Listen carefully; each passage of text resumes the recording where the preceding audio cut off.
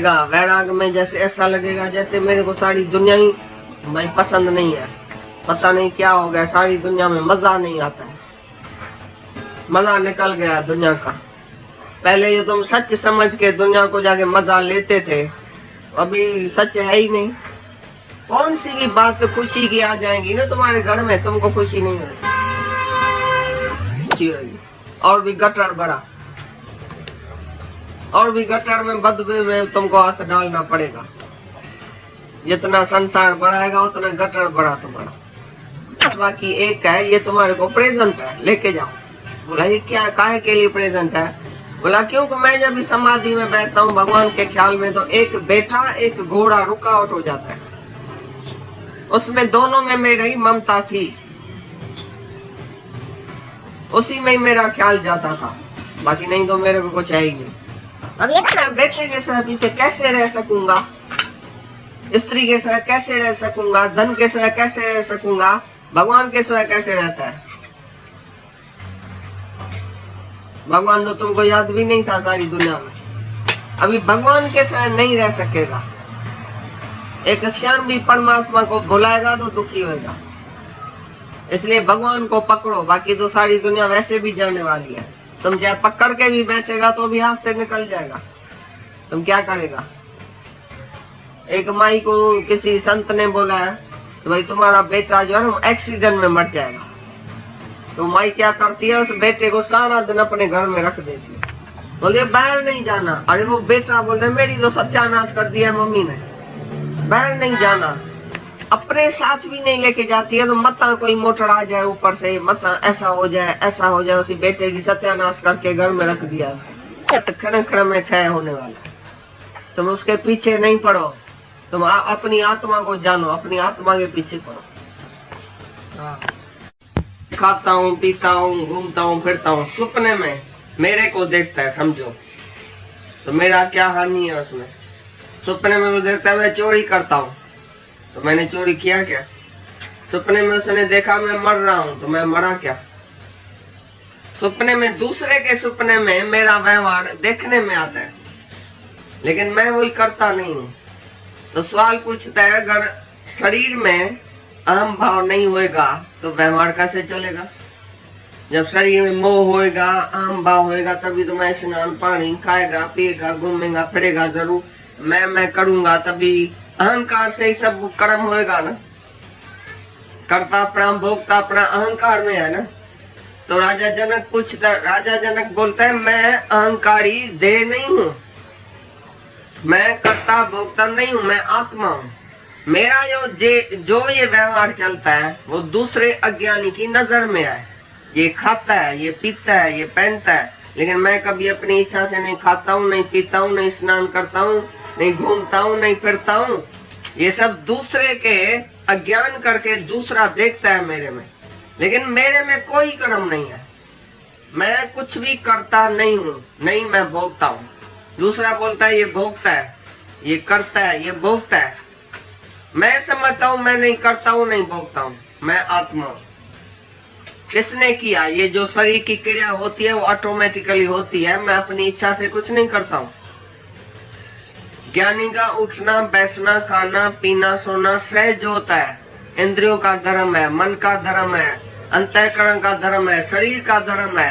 वो धर्म अपने में नहीं मानता है ज्ञानी कि मैंने खाया, मैंने पिया। दूसरा बोलता है इसने खाया, लेकिन मैंने कभी खाया ही नहीं है। मैं तो खिला रहा हूँ, इस घोड़े को भी खिला रहा हूँ, लेकिन मैं नहीं खाता हूँ। ज्ञानी की समझ कौन सी है और अज्ञानी उसको क्या करके देखता है?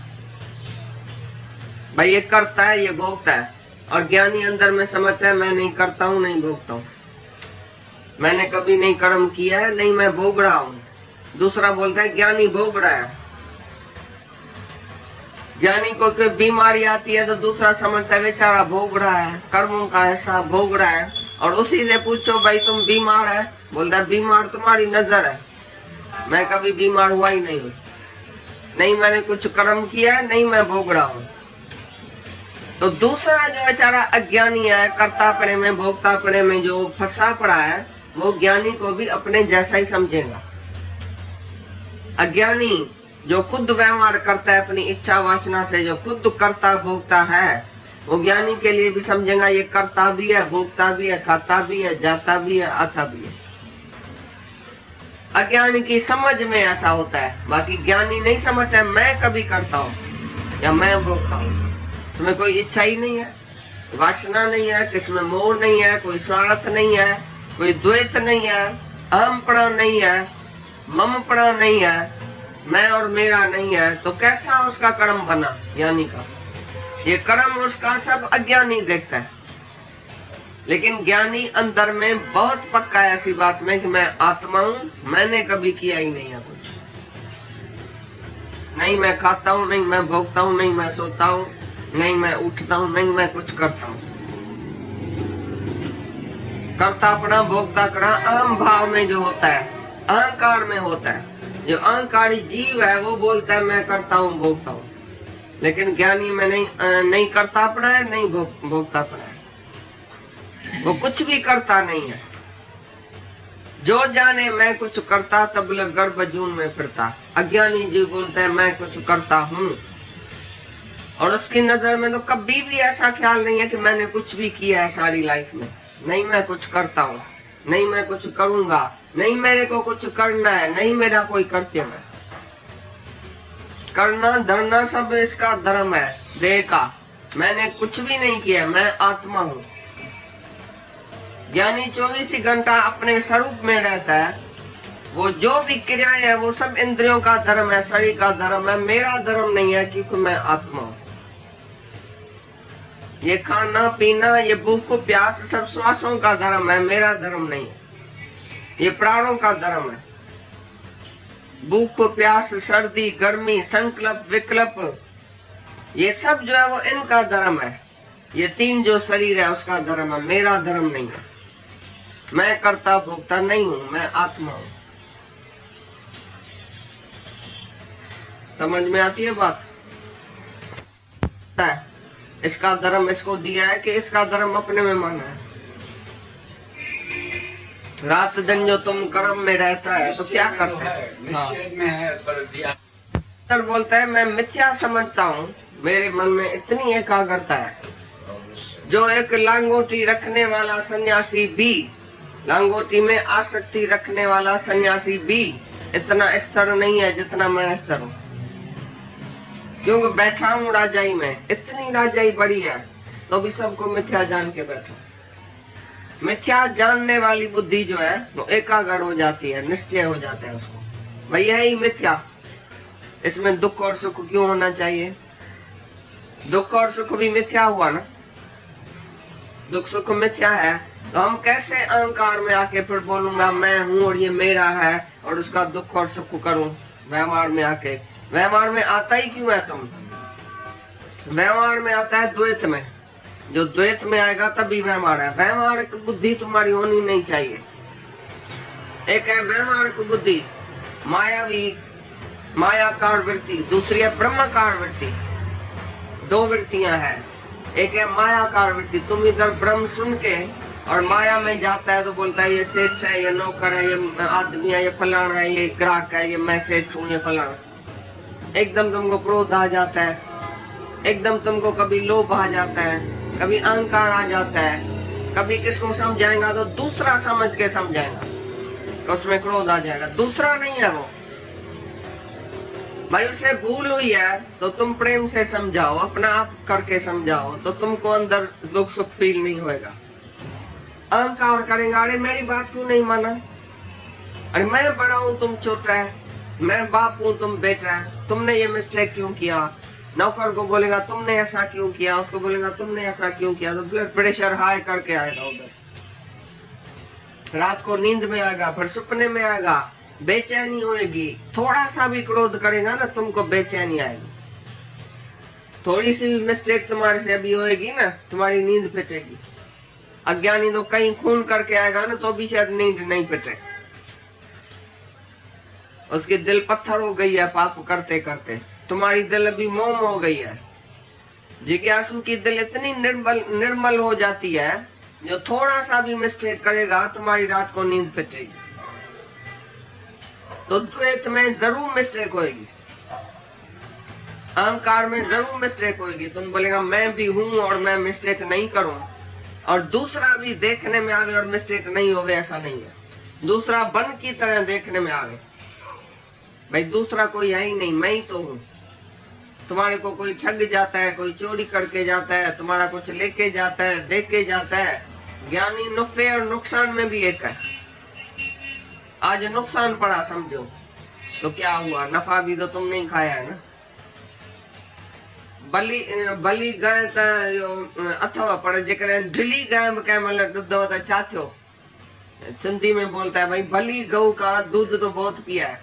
अभी कोई बीमार गाय भी उसमें आ गई है, आज दूध नहीं देती है तो क्या हुआ। इसी प्रकार माया में कभी नफा है, कभी नुकसान है, कभी नीचे है, कभी ऊपर है।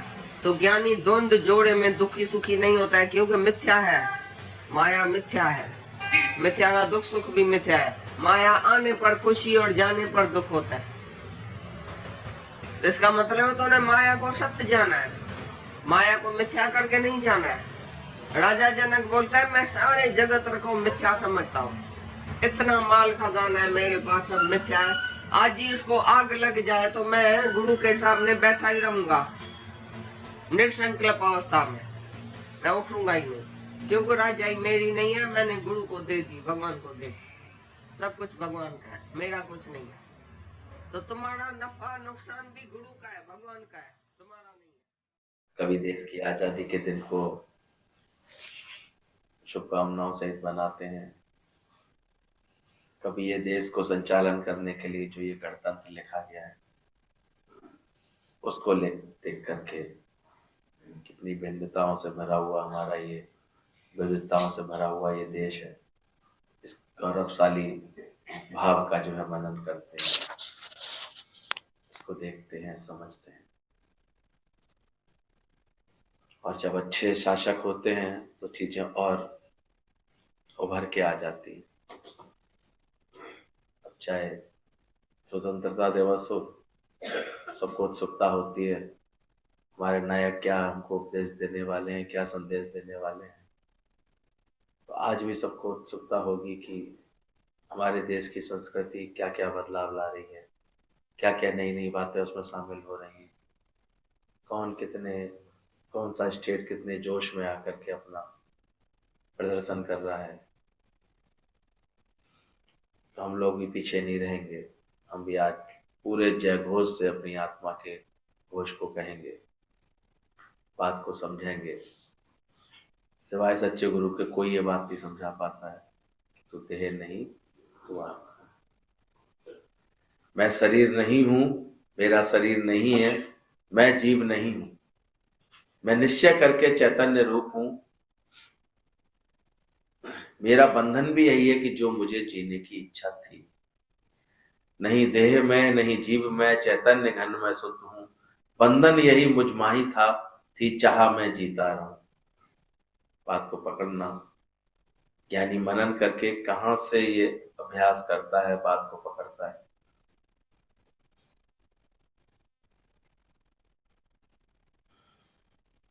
एक प्रश्न आता है, क्या शरीर में ममता अहमता करना अवश्य करनी ही पड़ती है क्या बिना अहमता ममता के व्यवहार की सिद्धि नहीं होती है?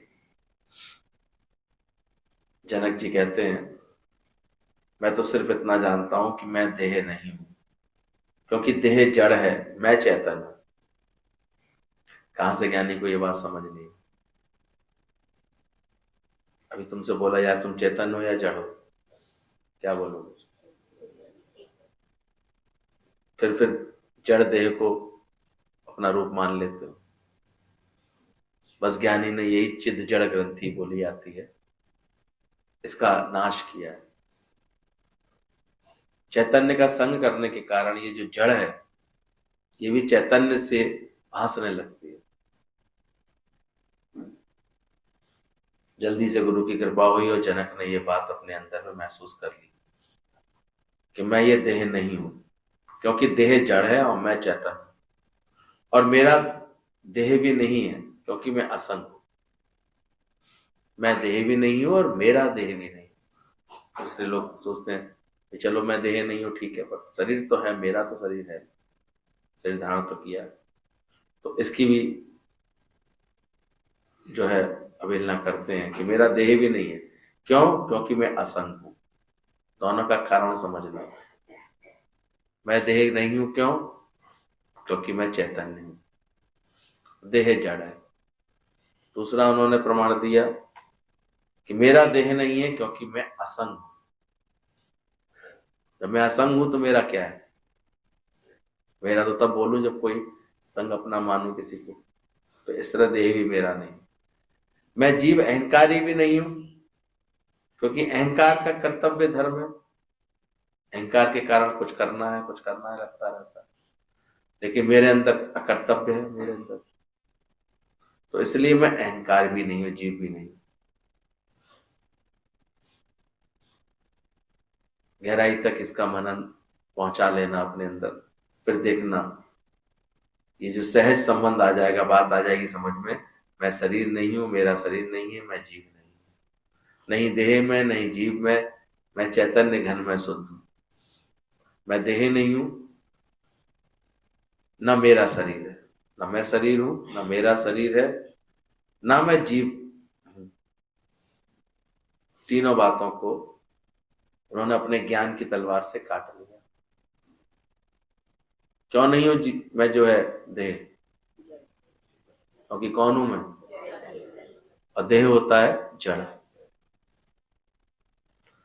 दूसरा तर्क दूसरा उनकी समझ है कि मेरा शरीर भी नहीं है क्योंकि मैं असंग हूं, तो मेरा किसको बोलूं?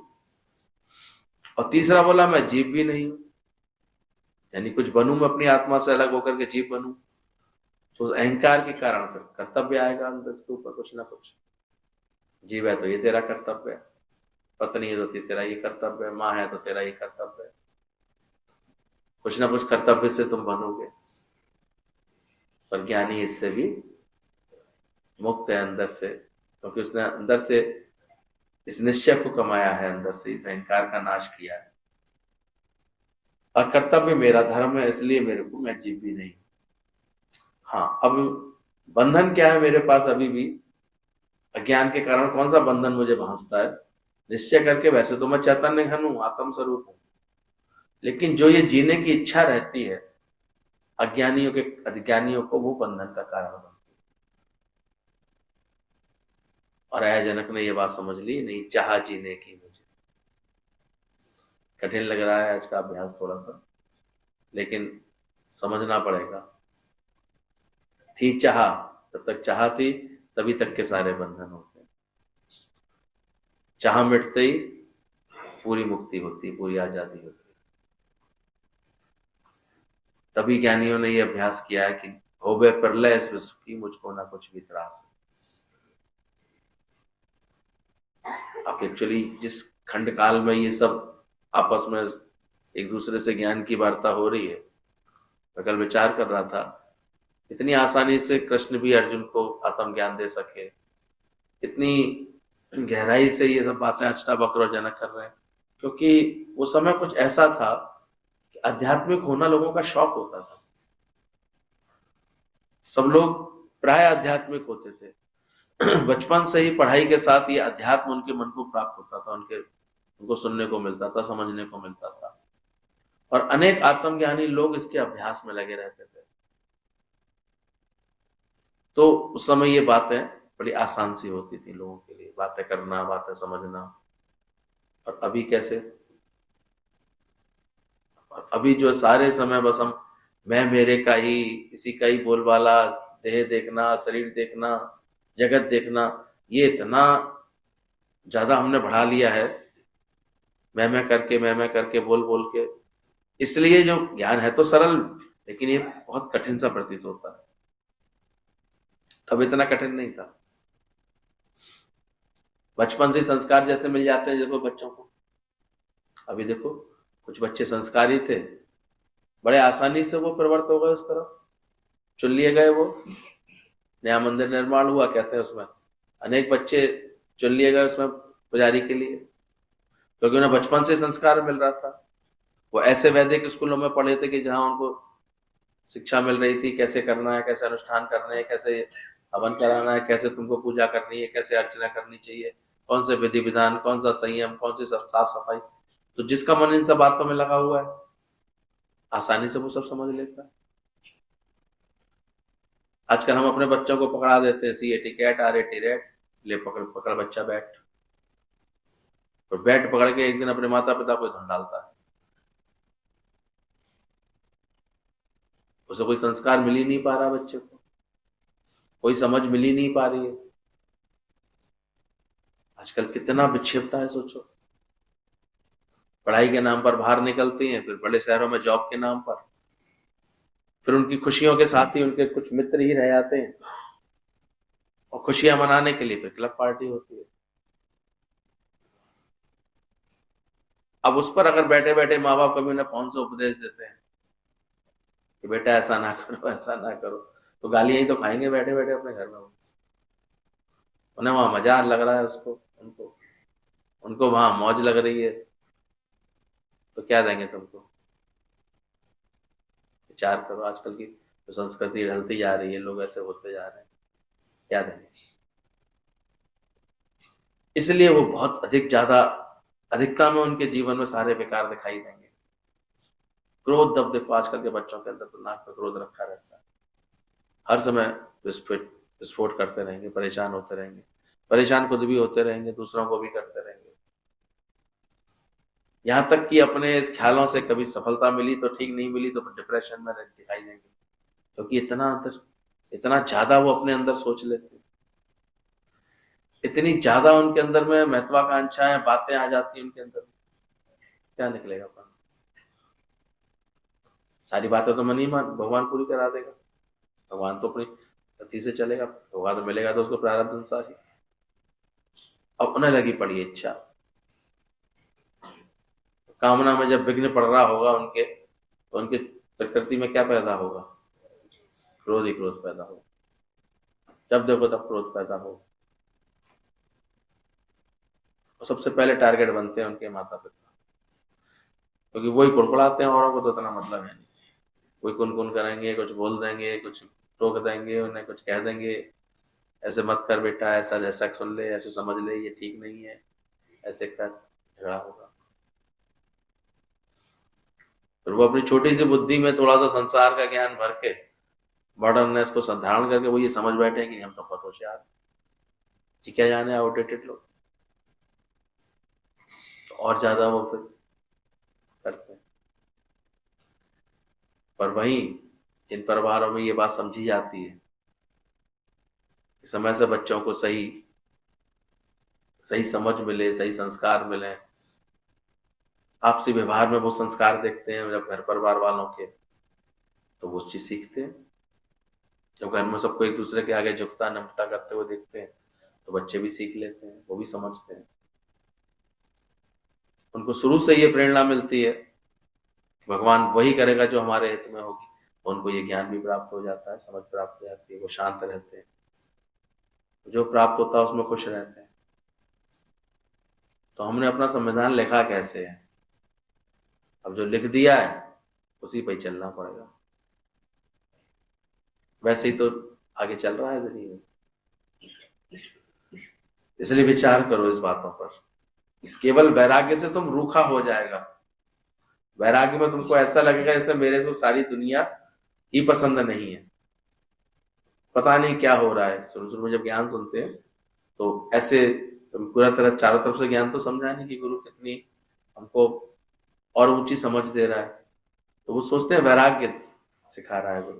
उससे रूखा रूखापन लगता है उनको, अंदर में लगता है सारी दुनिया में मजा ही नहीं आता है उनको, अब मजा निकल गया दुनिया से। और ये स्थिति आनी चाहिए। गुरु पहले ये देखे तुम्हारे अंदर, तुम्हारे अंतःकरण में ये स्थिति आई तुम्हारे,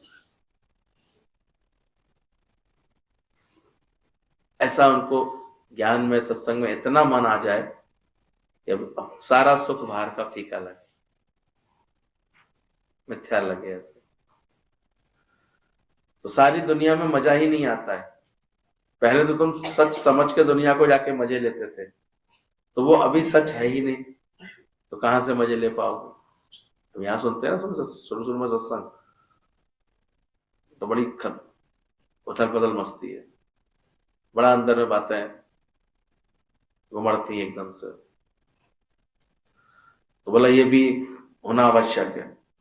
कोई भी बात खुशी की आएगी अगर तुम्हारे जीवन में, तो तुमको खुशी नहीं होगी। जब गुरु का ज्ञान हम ठीक से समझते हैं, सुन रहे होते हैं, तो देखो हर चीज का एक अलग एंगल से समझ नहीं मिल जाती है। दुनिया जिसको बड़ी खुशियां मानती थी, ज्ञानी क्या कहता है, गटर में जाना है क्या? अगर ज्ञान समझ में आ जाएगा तो है क्या दुनिया का नजारा, जाके देखो। अगर उसके घर में कोई खुशखबरी होगी तो उसे क्या लगेगा, एक गटर और बढ़ गया। कम से कम 2-4 साल तक तो हाथ पॉटी में डालने ही पड़ेंगे उसके बच्चे के। तो गटर बढ़ गया कि नहीं बढ़ गया? क्या बढ़ गया? एक आसक्ति और बढ़ा ली, एक इच्छा और बढ़ा ली अंदर से। तो ज्ञान से ये बात समझ में आएगी तुमको अंदर से। एक संत ध्यान में बैठा था, आके किसी ने बोला तुम्हारा बेटा मर गया है। संत ने बोला तुम रुको, ये घोड़ा बाकी अभी बचा है, ये तुम्हारे को प्रेजेंट है, ये तुम लेके जाओ। आदमी बोला ये काहे को दे रहे हो प्रेजेंट को, हम तो ऐसी खबर लेके आए तुम्हारे लिए। संत ने बोला मैं जब समाधि में बैठता हूँ भगवान के ख्याल में, तो एक तो ये बेटा और दूसरा ये घोड़ा मुझे रुकावट बनता है। बार बार मेरा ध्यान इनकी तरफ जाता है कि घोड़े को दाना वाना दिया कि नहीं, या बेटे की किसी सेवा के लिए जाता है, या उसकी किसी हरकत पर जाता है। एक खबर तो तुमने लाई हमारे लिए, तुम्हारा बेटा नहीं रहा। तो मुझे तुरंत ख्याल आया कि मैं दूसरा भी कारण क्यों नहीं खत्म कर दूं। ये ज्ञानियों की, संतों की समझ होती है अंदर से। वो जगत में ऐसे रहते हैं, बोला मेरे को कुछ है ही नहीं, उसी से मेरा ख्याल जाता है, बाकी मेरे अंदर कोई ख्याल नहीं है। अपने को निश्चिंत बनाने की कितनी ज्ञानी के अंदर भावना होती है।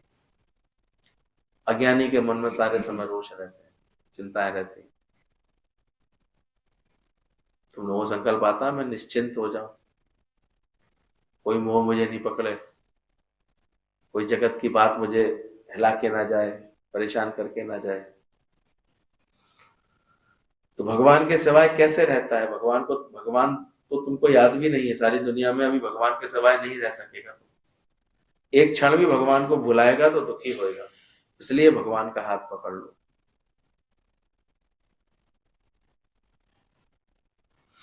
एक माई को किसी संत ने बोला तुम्हारा बेटा एक्सीडेंट में मर जाएगा।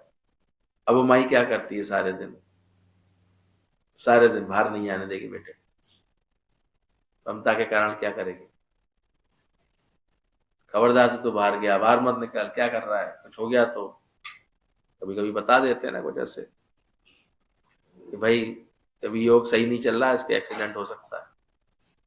बैठाल दे किसी के दिमाग में ये बात, फिर देखो उसकी स्थिति। कोई ऐसी खबर बैठाल देते, हाथ वाथ दिखाए आते हैं, कुछ कराए आते हैं, तो बैठे आती है दिमाग में बात, फिर रिएक्शन देखो। बाहर नहीं जाना, बेटा बोलता मेरी सत्यानाश कर दी अम्मी ने। अपने साथी लेके लेके नहीं जाती है, पता कहीं मोटर के नीचे ना आ जाए, ऐसा ना हो जाए। शरीर और जगत क्षण क्षण में क्षय होने वाला है, तुम उसके पीछे नहीं पड़ो, तुम अपनी आत्मा को जानो, अपनी आत्मा के पीछे पड़ो। इसलिए गीता भगवान बार बार ये अभ्यास कराते हैं।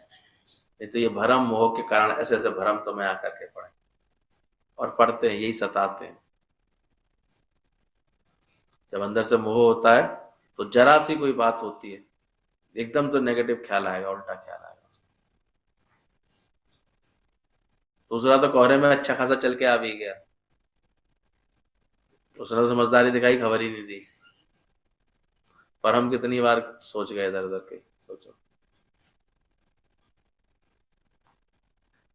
कितना ऐसे अंदर से उलझ नहीं आते, जबकि हो वही रहा होता है जो वो चाह रहा होता है परमात्मा। भले इतना कोहरा है लेकिन कोई दुनिया थम थोड़ी आती है, चलती रहती है। वो अलग बात है, 4 घंटे की यात्रा 6 घंटे में होगी, 2 घंटे वाली 4 घंटे में होगी, वो फिर भी चलती रहती है। तो अंदर से ये जान करके हम अपने अंदर से ये पिंड छुड़ा लें, अपना ज्ञान पक्का कर लें कि ना मैं देह हूं, ना मैं जीव हूं, ना मेरा कुछ है।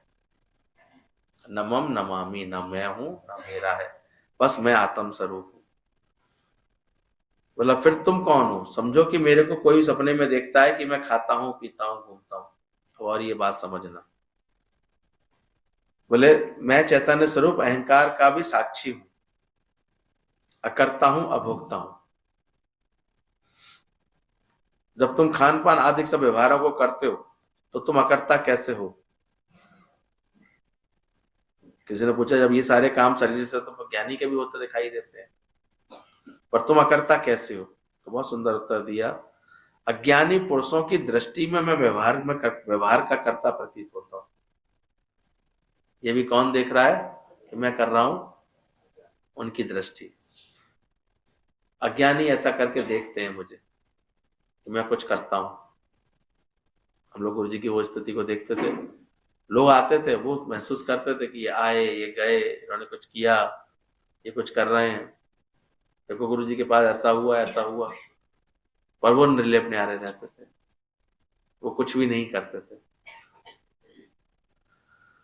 वो अंदर से ये इस अभोक्ता भाव में, अकर्ता भाव में दृढ़ रहते थे।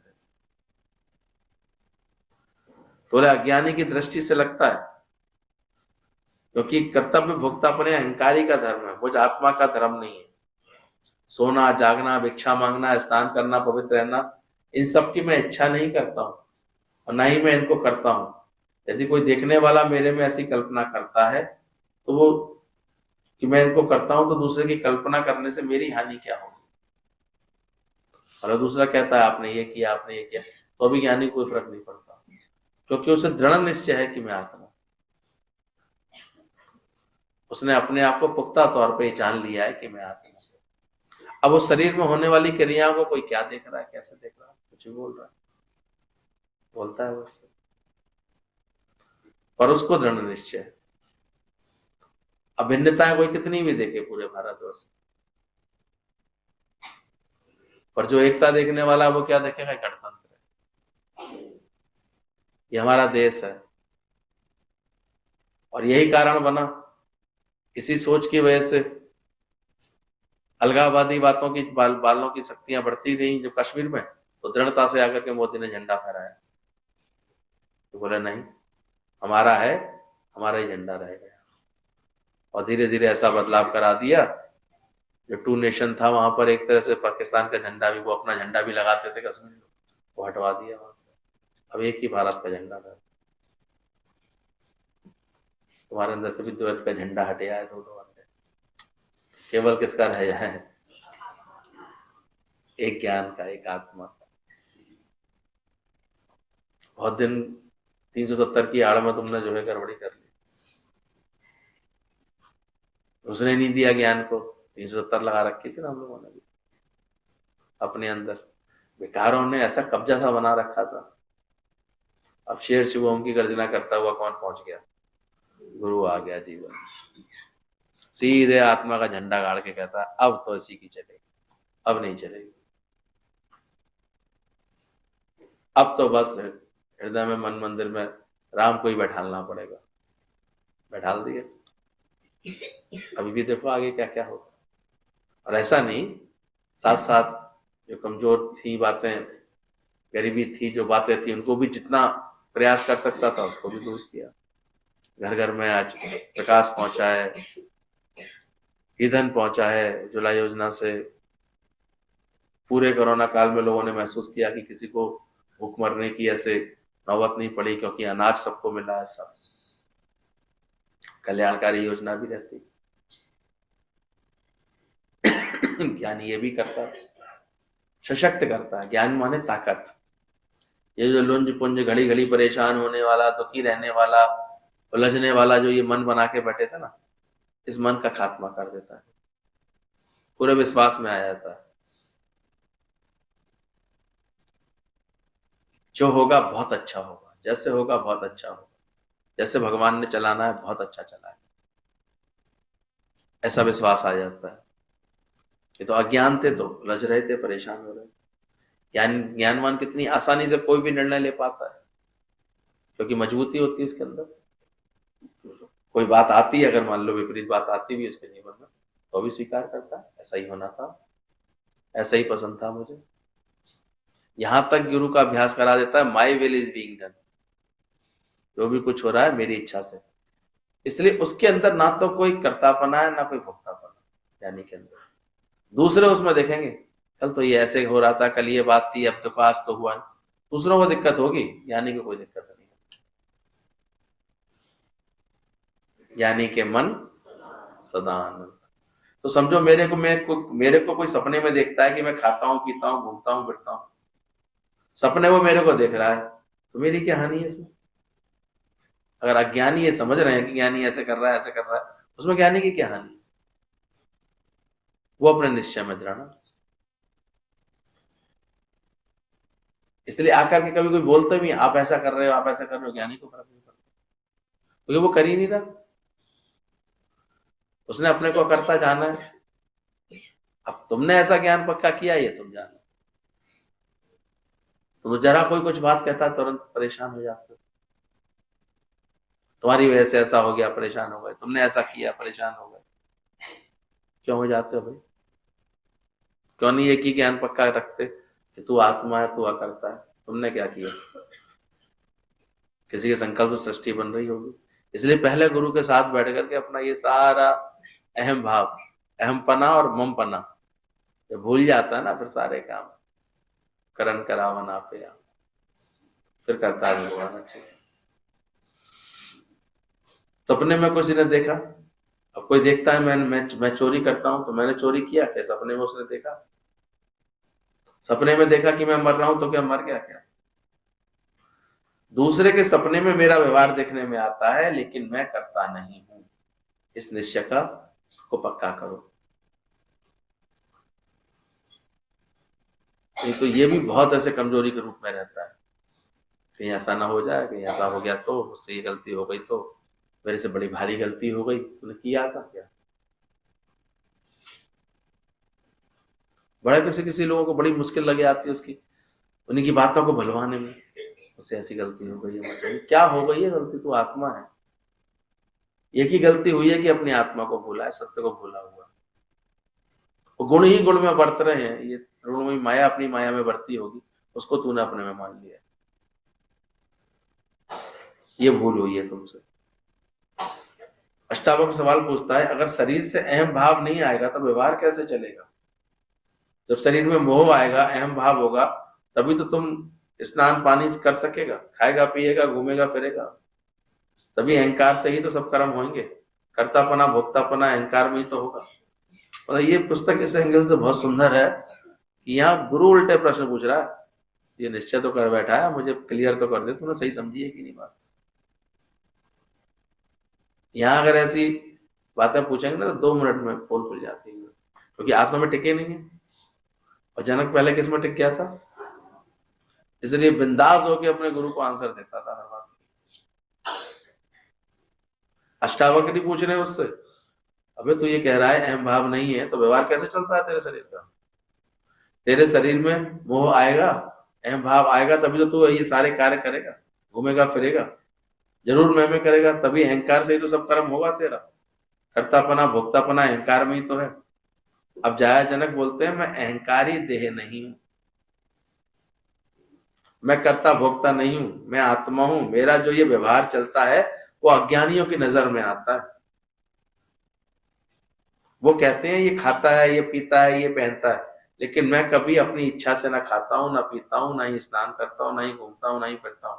ये सब दूसरे के अज्ञान करके दूसरा देखता है मेरे में, लेकिन मेरे में कोई कर्म नहीं है, मैं कुछ भी करता नहीं हूं, ना ही मैं भोगता हूं।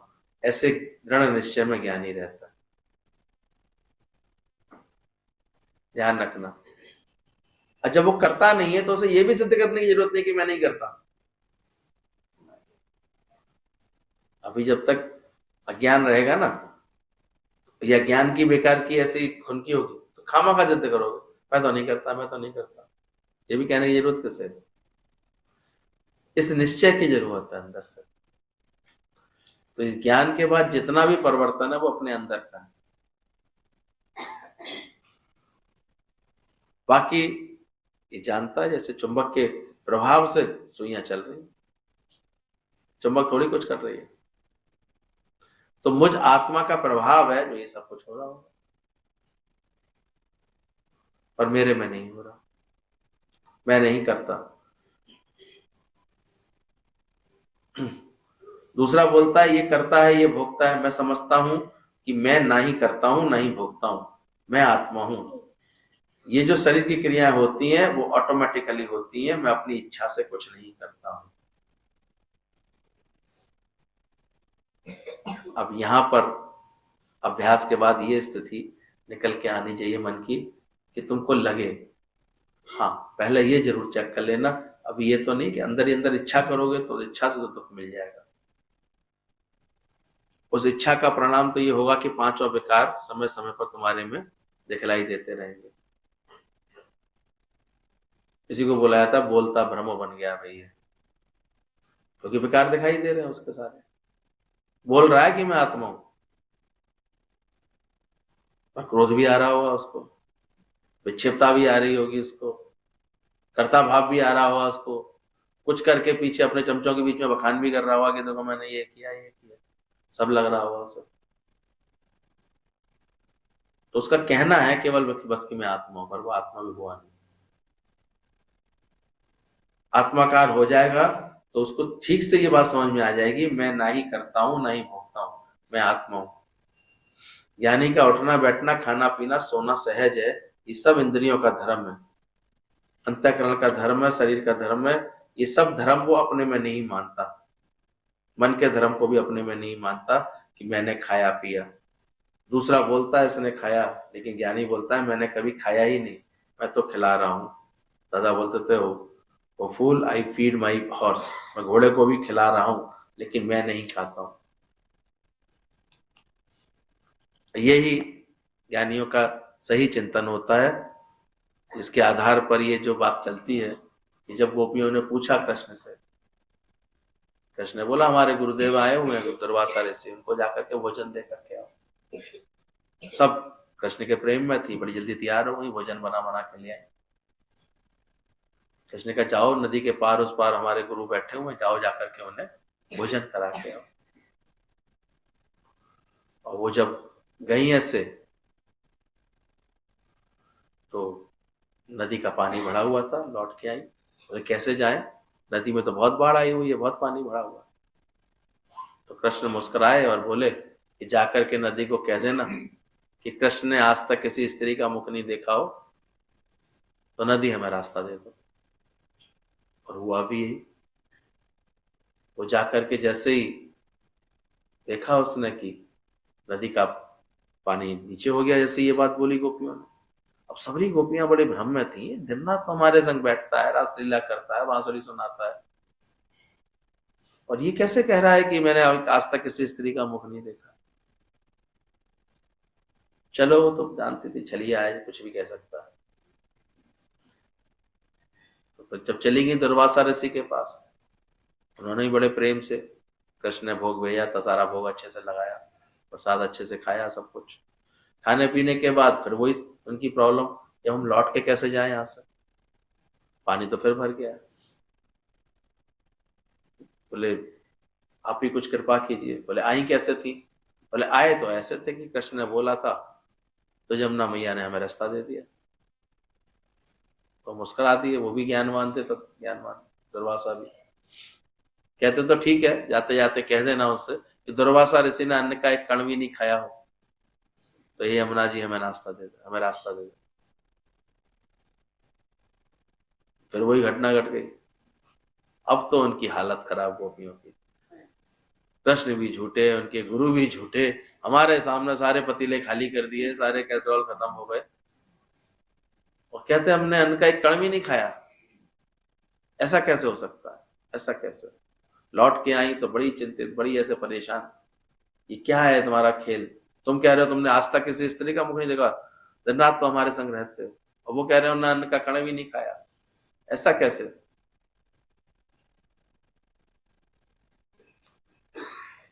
अब तो जो है कृष्ण को सही बात समझानी पड़ी।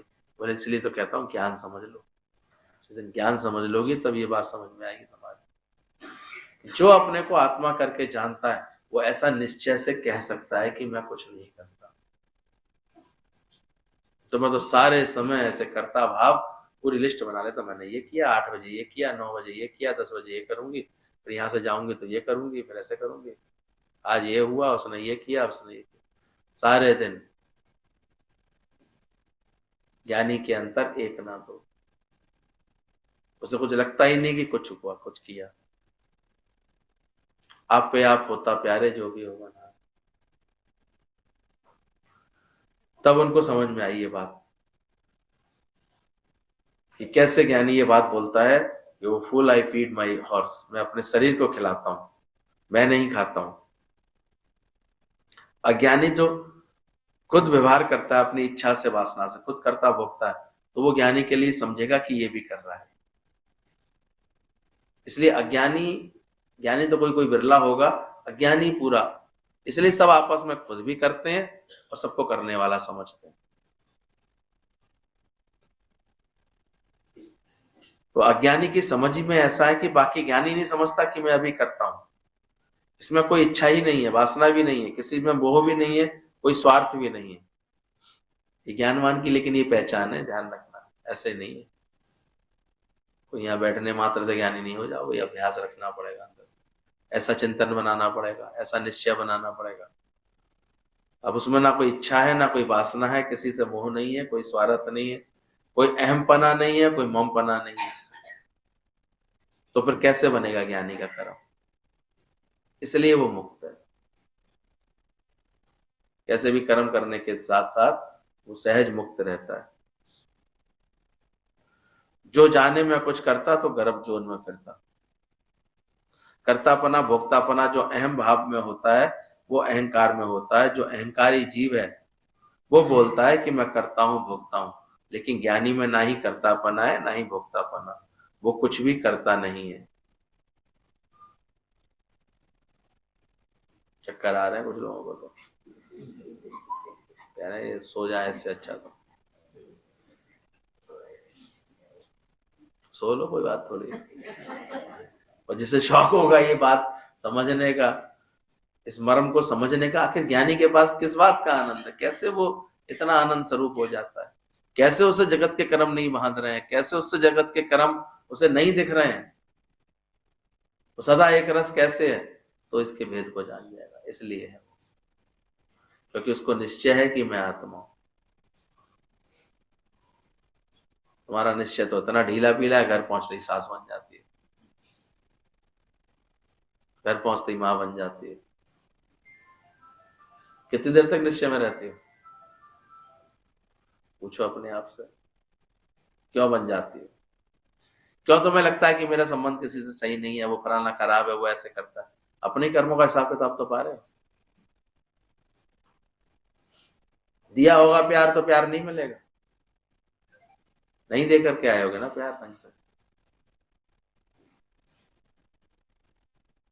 हम तो दुनिया में तो यही है, दुनिया वाले हैं ही ऐसे। हम तो किसी भी घर में 2-4 भाई बहन हो, वो प्यार से रह पा रहे हो देखते ही नहीं है ही नहीं। दोष लगा करके, कमियां देख करके, मन ऐसे दिमाग में भर भर के, वो देखेगा जी बहन जो है माँ से बात कर रही, जरूर मेरी बुराई कर रही होगी, वो भी उसको घर से नहीं आने देगा।